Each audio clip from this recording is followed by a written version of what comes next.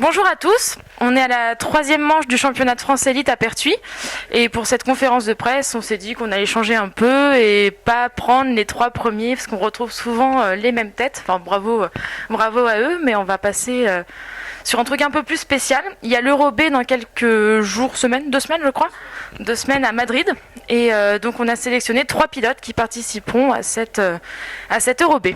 Voilà, donc de gauche à droite, Guillaume Carissima, Nicolas Lerdarici et Jean-Marc Lachaise, Euro B mais un vieux de la vieille quand même. Donc on va commencer par Guillaume.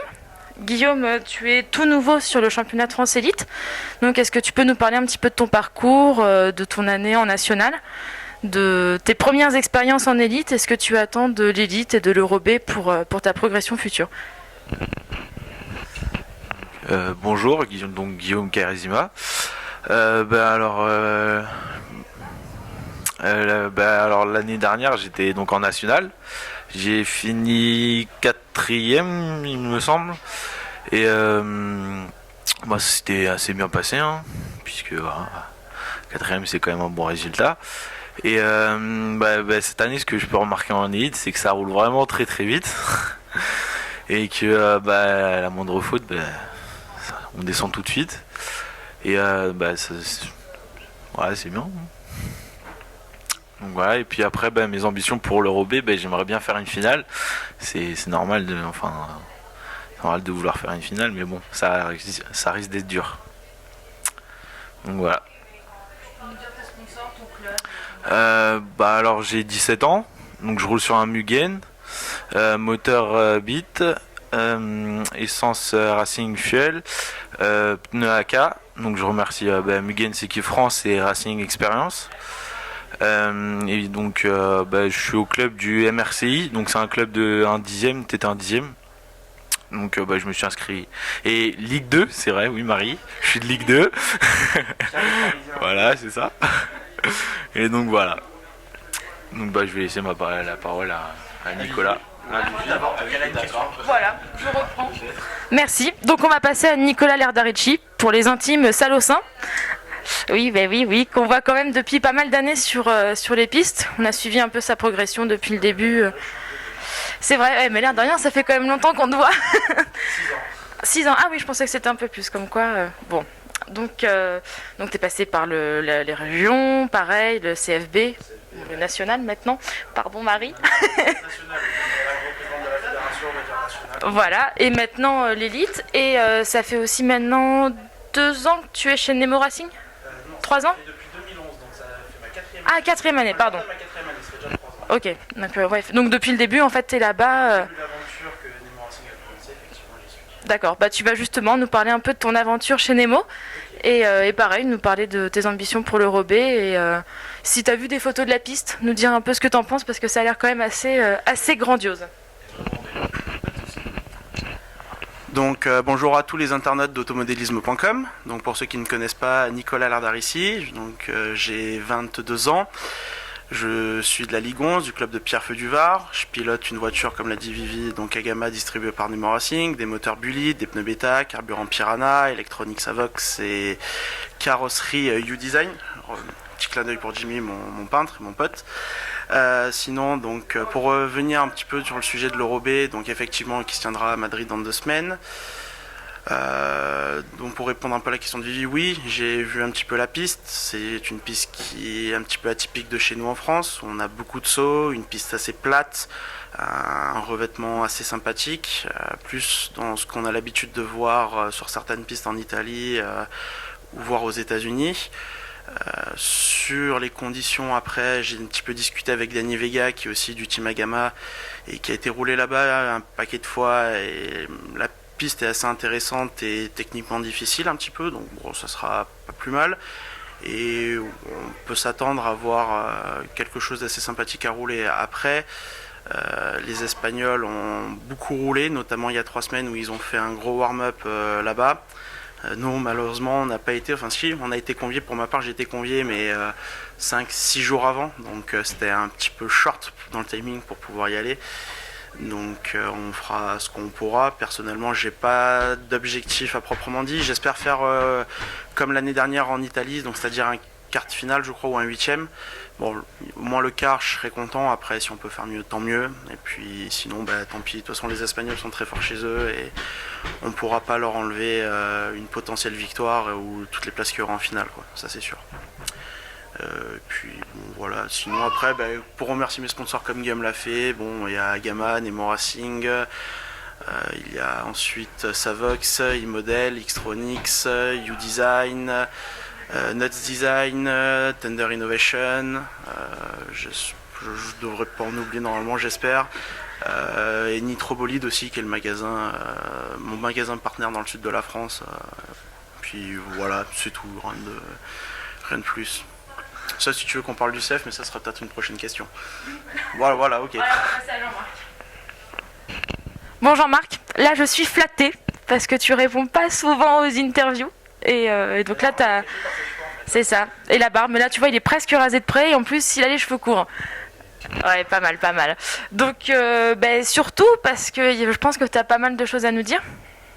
On te voit aujourd'hui avec une nouvelle casquette, une nouvelle voiture, et donc tu vas nous expliquer sur quoi tu roules et le pourquoi du comment ça s'est fait, tout ça.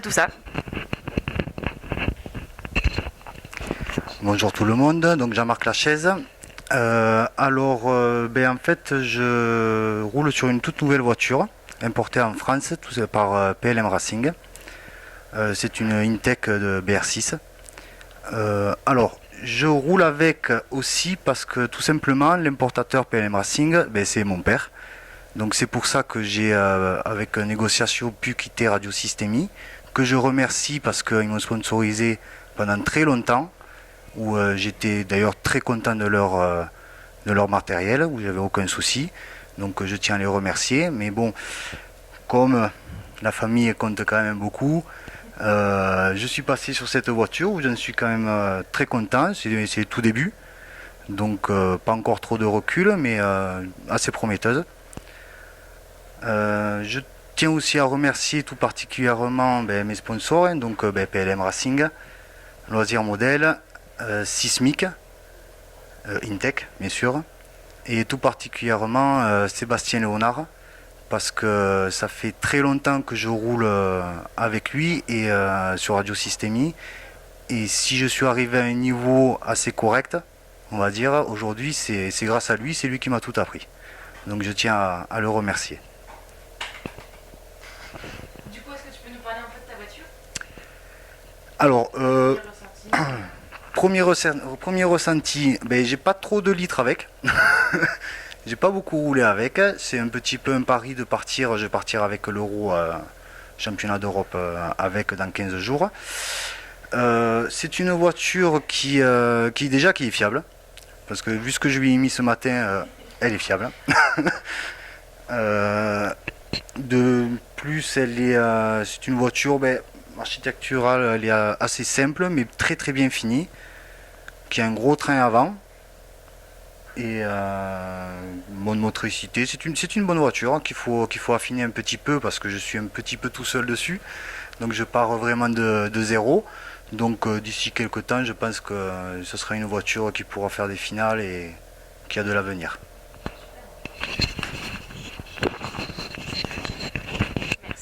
Et pour finir, vous allez juste nous raconter un peu vos qualifs.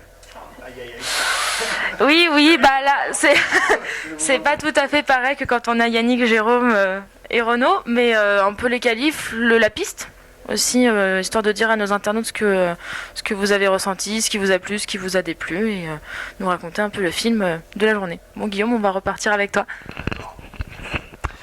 Donc, la piste, elle est difficile. Il y a un peu de trous, un peu de poussière, mais bon, ça reste quand même une bonne piste. Et alors les qualifs, la première qualif c'était pas vraiment génial, la deuxième ça allait, la troisième j'ai fait de la merde, et là, excusez-moi. Mais il est sérieux. Et la quatrième, j'ai cramé mon interrupteur. Donc voilà. Donc je pense que ça me met à peu près en quart, donc quand même ça reste bien. Ça reste quand même un bon résultat. Donc voilà, je vais laisser la parole Nico. Donc comme l'a dit Guillaume, la piste est pas évidente, c'est sûr. Pour moi qui suis un petit peu de la région et qui viens faire de temps en temps des régionales ici, on a des conditions qui restent quand même assez particulières par rapport à d'habitude. Où normalement elle est un peu plus poussiéreuse encore et un petit peu moins défoncée, moins difficile on va dire. Mais après elle est ce qu'elle est, elle est pour tout le monde pareil et on doit faire avec. On fait du tout terrain avant tout et pas de la piste, donc voilà. Et puis c'est pas évident pour les clubs non plus peu de bénévoles aussi, de faire quelque chose de fantastique comme on peut voir des fois aux États-Unis ou quoi. On est quand même en France avec du bénévolat et peu de gens pour être bénévole, et ça il faut y penser aussi quand même. Donc voilà. Sinon, on est obligé de parler de qualification, on peut parler d'autre chose. Non, sinon, oui, ouais, déjà comme l'a dit Vivi, pour une fois, on a le soleil depuis. Non, Chanu, on a eu le soleil, tu peux rien dire. Non, Chanu, on avait les trous, mais on a eu le soleil. Mais là on a vraiment le soleil par rapport aux 2 premières manches que l'on a eues. Sinon après pour parler de mes qualifications à proprement dit, on est plus ou moins tous dans le dur. Je parle pour mon team, pour le Nemo Racing, que ce soit Jérôme Sartel, que ce soit Guigui ou que ce soit moi-même. On a un peu de mal, faut dire ce qu'il en est. On fait avec, hein, on essaye. La première manche, je dois faire dans les 40, je me suis pas du tout appliqué. Les 2 suivantes, j'ai essayé de m'appliquer, de rester sur les roues, même si la piste n'était pas évidente, que les conditions changeaient, qu'elle devenait encore plus difficile. J'étais, je crois, 24 ou 26 après les 3 premières manches, donc j'étais assez content. Et là, la dernière, c'est pas très bien passé non plus. Et là, normalement, je dois être en quart aussi. Je pense que je dois être dans les 30, à mon avis. Je dois être en fin de quart comme avec Guillaume, là, certainement. Même peut-être on sera ensemble demain. Peut-être, hein. Puis, ben voilà, on va un petit peu bosser ce soir. On va encore travailler le setup. Pas trop non plus, il y a la piscine qui nous attend à l'hôtel. Mais il y a la finale du RCT aussi, faut pas oublier. Mais bon, on va travailler quand même, hein. C'est avec acharnement et avec du travail qu'on s'en sort. C'est pas en restant les bras croisés au bord de la piscine justement qu'on va y arriver. Un minimum quand même de piscine, mais pas trop. Voilà, il y a un petit peu de détente aussi à avoir, mais comme l'ambiance est bonne en général, ça va. Mais voilà, il va falloir un petit peu travailler pour demain et puis on verra ce que ça donne. Sinon, je laisse la parole à notre ex-Francis Lalanne du CF Elite. Maintenant, je peux quoi? Je sais même pas, il faut trouver un surnom d'ailleurs, mais on trouvera. Jésus la chaise à Sand. Résus. Ah, Jésus, ouais. Mais Jésus, il était rasé quand même, je crois, Jésus. Enfin, il n'y avait peut-être pas de barbe à l'époque. Mais bon, en tout cas, je vais lui laisser la parole. Il va vous raconter ses qualifications également. Si tu veux en parler, bien sûr. Oui. Bon, donc déjà, les gars, dans 15 jours, il faudra faire un peu mieux. Hein. S'il vous plaît, s'il vous plaît. Prenez exemple. Déjà, dans 15 jours, t'en vires 16 devant, donc déjà, c'est bien. Ouais, mais prenez exemple. Donc, moi, les qualifs, je dois être dans les 10 derniers, donc tout va bien. En fait, on a fait l'interview des 3 premiers, mais là, aujourd'hui, c'est les 3 derniers. Ouais, faut la changer. Non, j'ai eu des gros soucis moteurs, des soucis moteurs divers et variés. Donc, entre les calages et les moteurs qui avançaient pas, c'était un petit peu compliqué. Donc, j'ai eu très peu d'essais avec une voiture que je connais pas, donc ça a été un petit peu compliqué. Mais bon, dans la dernière, ça commençait à rouler correct. Ça m'a permis un peu d'apprendre la piste aussi. Donc, voilà, hein, des fois ça arrive, c'est comme ça. On roulera un peu plus demain. Ma première finale en élite, je suis parti des 64e de finale, donc tout est jouable. T'as de l'avance. J'ai la marge quand même. Ah, t'as j'ai 2 remontées de marge. Hein. Ça va, ouais. C'est bon. Eh ben, merci beaucoup. Et du coup, je vous souhaite bonne chance pour le Rebé. Merci. Voilà. Peut-être. C'est voilà. Tu peux en faire des interviews. Exactement. Si. On rappelle le même discours, peut-être qu'on dira c'était génial. C'est ça. Peut-être vous serez tous en demi et puis on fêtera la finale dimanche soir à Madrid. Ça pourrait être sympa. C'est tout le mal que je vous souhaite. Merci. Merci et bonne chance pour demain. Merci.